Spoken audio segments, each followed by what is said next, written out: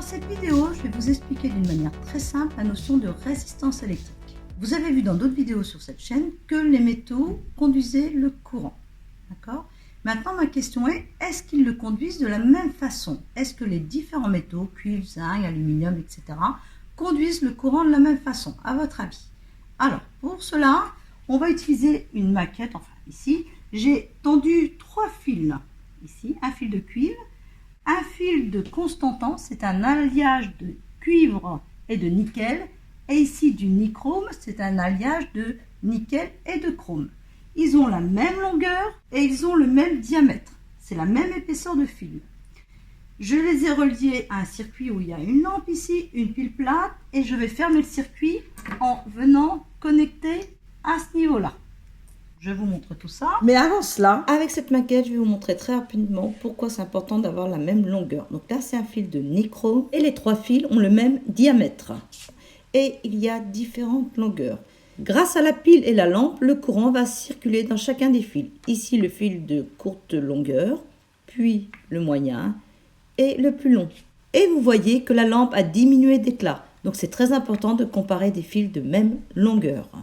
Et maintenant, je vais faire varier le diamètre. Ils ont la même longueur, mais le diamètre n'est pas le même. Un fil de 2 dixièmes et un autre de 5 dixièmes. C'est toujours du nichrome. Toujours le même circuit avec la pile et la lampe. Et quand le courant passe dans le fil de 5 dixièmes, vous voyez la lampe bien briller. Et maintenant, dans le fil de 2 dixièmes, elle brille nettement moins. Donc, il faut aussi prendre les mêmes diamètres si on veut comparer. Donc, vous allez regarder l'éclat de la lampe. Donc là, le courant va passer dans le fil de cuivre. C'est parti. Vous voyez, la lampe brille d'une certaine manière. Maintenant, il va passer dans le fil de constantan, c'est-à-dire l'alliage de cuivre-nickel. Cuivre-nickel. Là, vous devez voir un léger éclat plus faible, très léger, très difficile à percevoir. Et ici, dans du nichrome, elle brille un tout petit peu moins. Alors, c'est qualitatif, ce n'est pas quantitatif. On sait très bien que pour vraiment voir si un courant circule ou non, on a un appareil de mesure qui est top, qui est l'ampèremètre.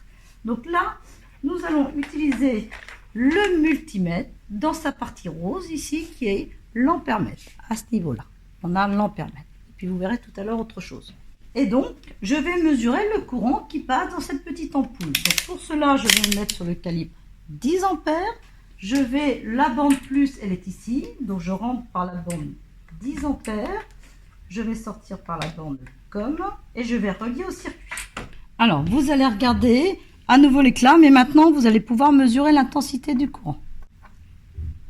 Ici, donc la lampe brille bien, on a 0,3 ampères.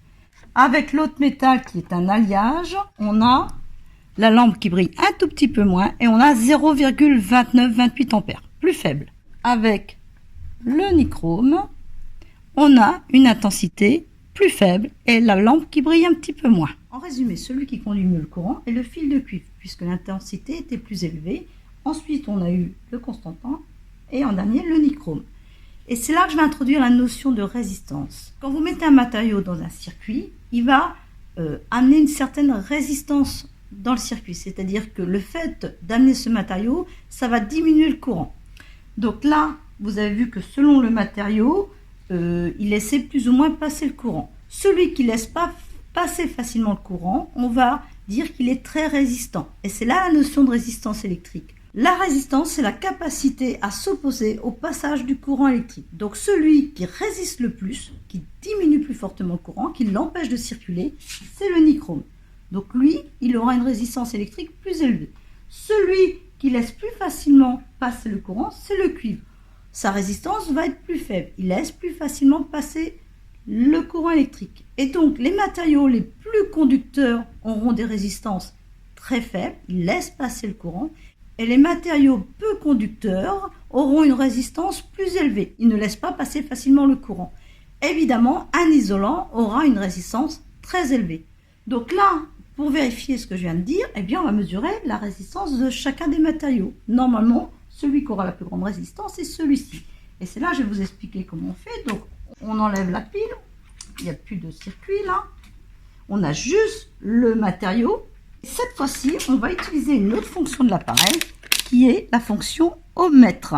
Et on va mesurer la résistance du fil. Alors, le fonctionnement du ohmètre, c'est expliqué dans cette vidéo. Donc je mets sur le calibre 2 mégaohms qui est 2 millions d'ohms. Et comme on l'a vu dans cette vidéo, là je mesure la résistance de l'air. L'air est un isolant. Donc j'ai une résistance très élevée qui dépasse la valeur du calibre qui est de 2 mégaohms, 2 millions d'ohms. Donc la résistance que je mesure là, elle est plus grande que 2 millions d'ohms. Et donc ça indique un 1 avec un point. Et j'obtiens la même chose si je mesure la résistance du polystyrène qui est aussi un isolant. Je dépasse 2 millions d'ohms. Si je connecte les deux fiches ici, là j'ai le fil de cuivre qui est dans le fil, plus les pinces crocodiles, enfin voilà. J'ai quelque chose cette fois-ci de très petit. Là il faut que je change le calibre. Donc le changement de calibre c'est expliqué dans cette vidéo. Donc voilà, je prends un calibre plus faible et là je vois que j'ai 0,1, 0,2 ohms. C'est la résistance de mes fils. Voilà.